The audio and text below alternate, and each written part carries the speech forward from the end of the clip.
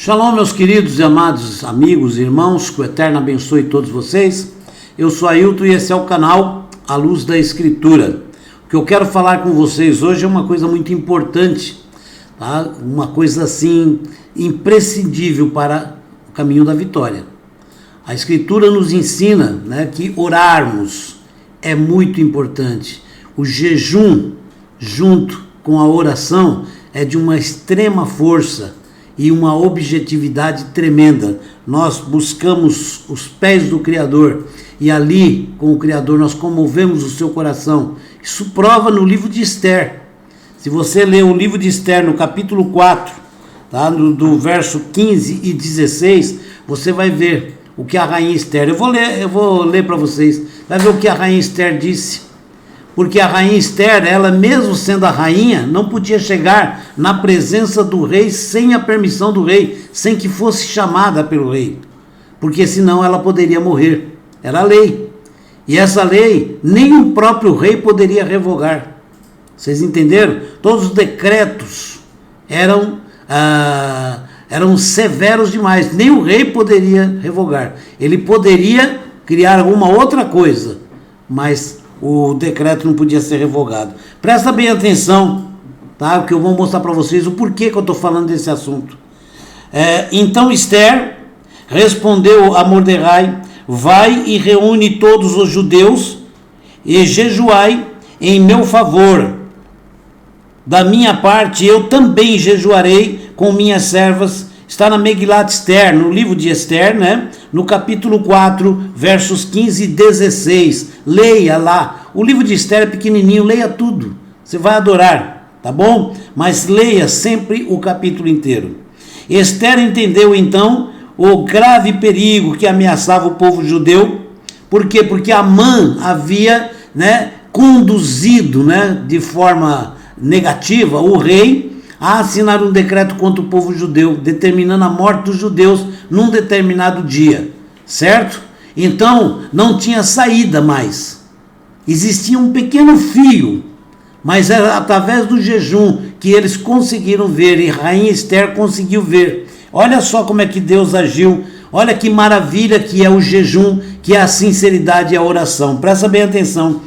Esther entendeu então o grave perigo que ameaçava o povo judeu. Sim, ela estava pronta de todo o coração a arriscar a sua própria vida por seus irmãos.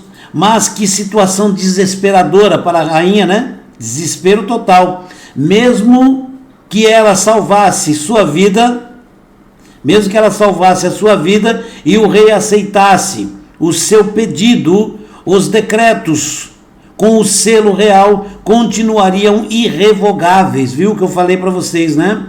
Presta bem atenção, eu vou pôr as imagens aqui para você ir acompanhando Israel. Olha só.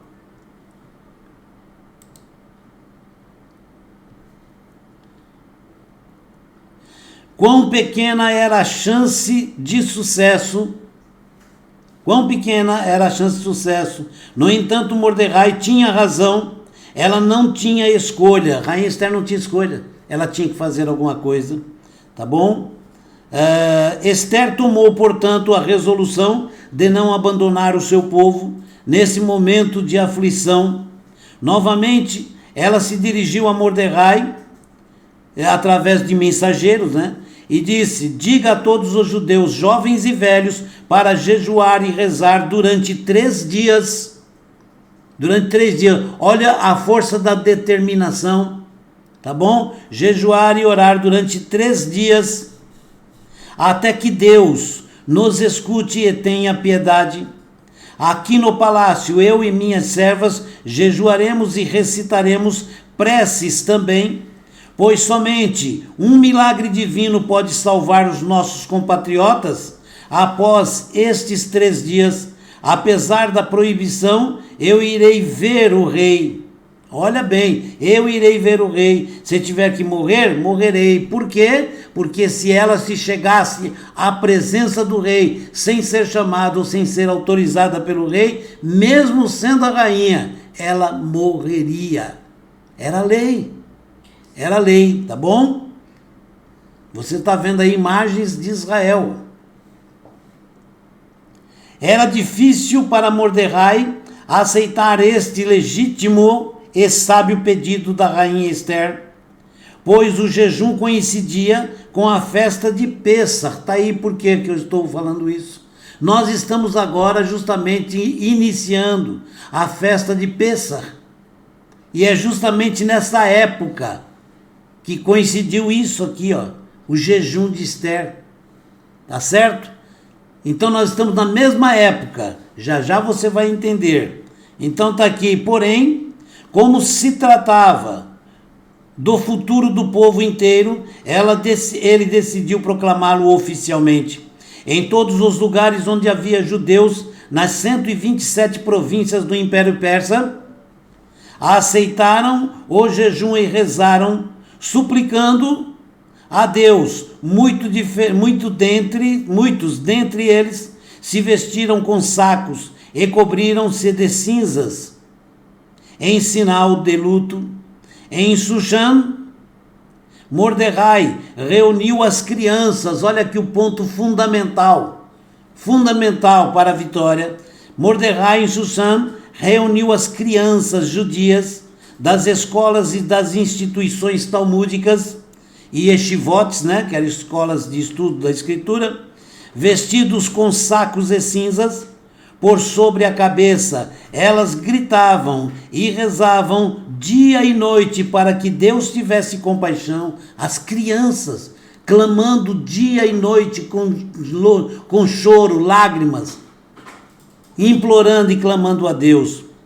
Quando Deus viu estes pequenos inocentes, olha bem o coração sincero, quando Deus viu esses pequenos inocentes e ouviu suas preces aflitas, Deus apiedou-se, tá bom? Ele apiedou-se. E ele disse: por causa das crianças, eu salvarei o meu povo. Olha bem, o clamor das crianças chegou ao Criador.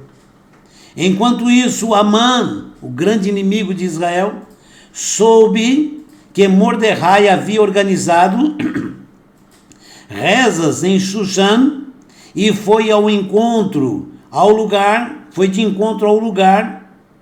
onde ele tinha reunido as crianças.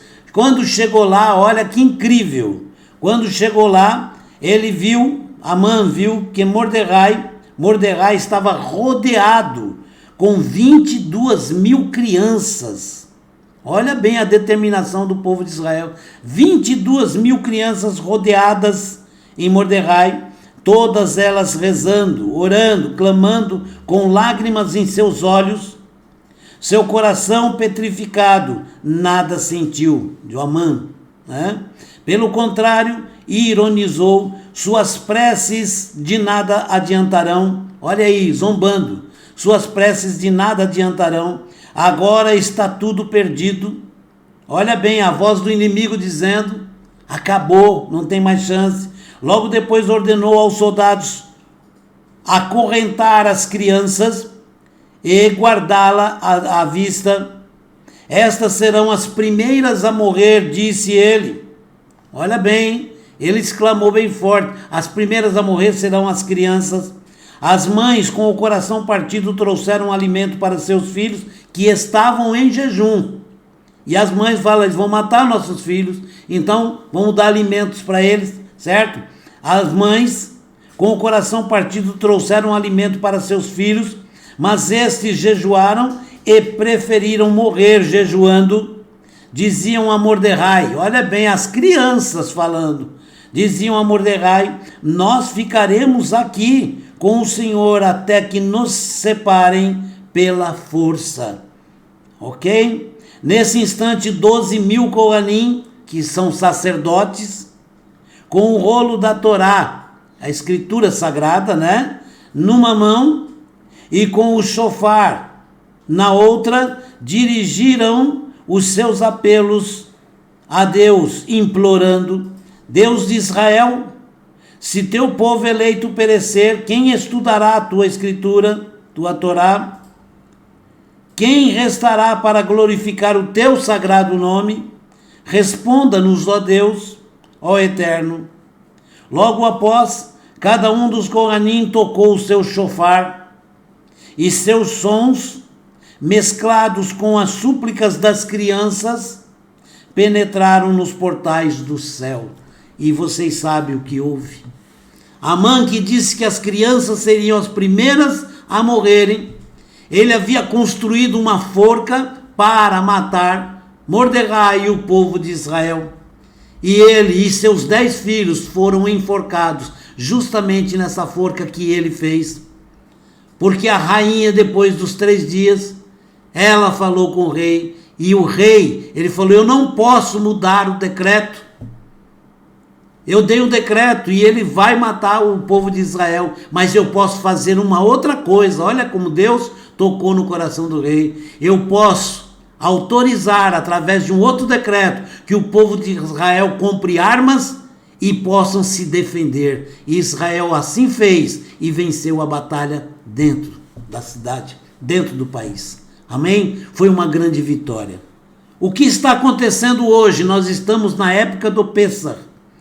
A mesma época em que a rainha Esther fez tudo isso e que Deus fez esse milagre maravilhoso. E que eu não tenho dúvida que Deus vai fazer um grande milagre no nosso país.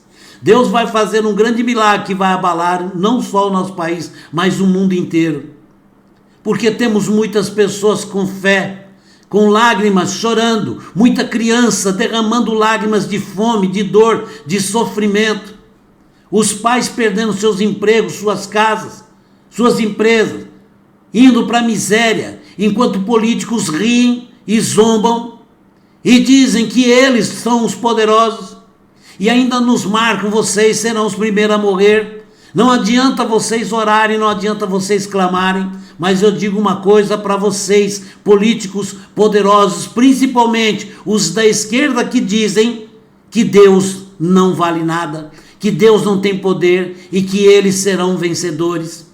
Principalmente vocês.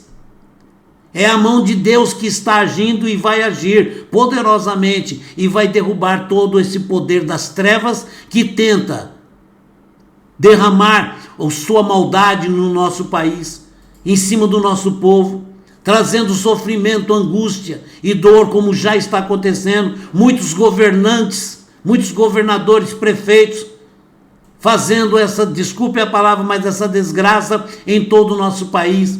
Nós estamos vendo aí empresas e empresas fechando portas, empregos se acabando. Então nós iremos nos reunir no próximo dia 29 agora.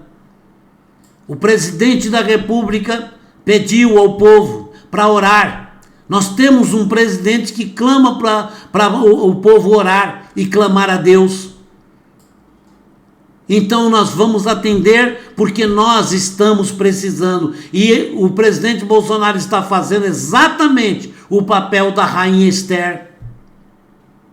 Eu vou na presença de Deus, mas eu preciso que vocês jejuem, que vocês clamem, que vocês orem, que vocês implorem a Deus e ponham as suas crianças para clamarem e orarem, porque elas também estão sofrendo. E se o país cair nas mãos da imundície comunista, as nossas crianças irão sofrer e muito, porque serão o futuro da nação e será um povo oprimido.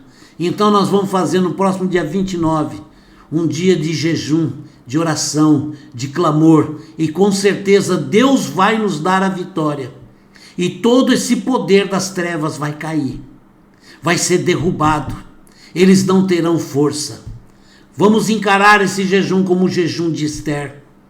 Como Israel lutou contra Amã e toda a sua corja suja, e Deus deu vitória. E eles serão enforcados pelo seu próprio mal, pelo sua própria maldição, por tudo aquilo que eles estão desejando de maldade para o povo do Brasil. Eles vão cair.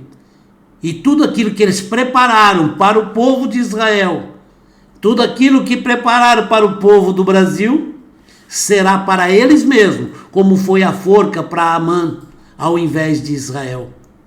Amã foi enforcado lá, pois é a mão de Deus que vai agir. Vamos invocar o poder de Deus, a presença de Deus pelo nosso país. para que Deus nos dê liberdade, nos livre de todo este mal. Amém? Próximo dia 29, então, vamos orar, clamar e jejuar para Deus nos livrar de toda essa podridão comunista que quer dominar o nosso país. E com a dominância, eles vão trazer o sofrimento, a angústia, a miséria total. E acima de tudo, onde eles dominam, eles proíbem a adoração a Deus, proíbem o estudo da palavra, proíbem a nossa liberdade religiosa. Amém? Então que o Eterno te abençoe e te guarde e conceda paz ao nosso Brasil, ao nosso presidente, a todos os cidadãos de bem, tá certo? Que querem realmente liberdade e podermos louvar e engrandecer a Deus e ver as nossas crianças crescerem em paz. O Eterno te abençoe e te guarde. Até o próximo vídeo. Shalom, shalom para todos.